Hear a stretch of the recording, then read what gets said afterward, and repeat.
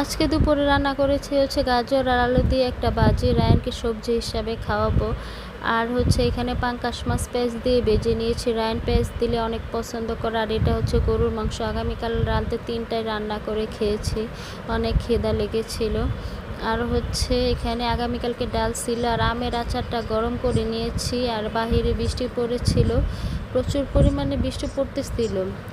আর এখানে হচ্ছে রান্নার জন্য দুপুরের খাবারটা রেডি করে নিচ্ছি, ওর জন্য ভাত নিয়ে নিচ্ছি। আর ওকে খাওয়ালে তো পুরো 1-1.5 ঘন্টা লেগে যায়, তো বেশি পরিমাণে নিয়ে নিয়েছি যেন ও না খেলে আমি খেতে পারি। এখানে হচ্ছে সবজিটা বেড়ে নিচ্ছি। বাচ্চাদের প্রত্যেক দিন একটা সবজি খাওয়ানো উচিত, কিন্তু বাচ্চারা তো সবজি খেতে চায় না। এখানে হচ্ছে পাঙ্কাশ মাছ ভেজে নিয়েছিলাম, ওটা দিয়ে দিচ্ছি। আর এখানে হচ্ছে গরুর মাংস নিচ্ছি। আর হচ্ছে আগামীকালকে একটা কলিজা দিয়েছিল মাংসের ভিতরে, তো ওইটা খুঁজতেছিলাম, খুঁজে পাচ্ছি না।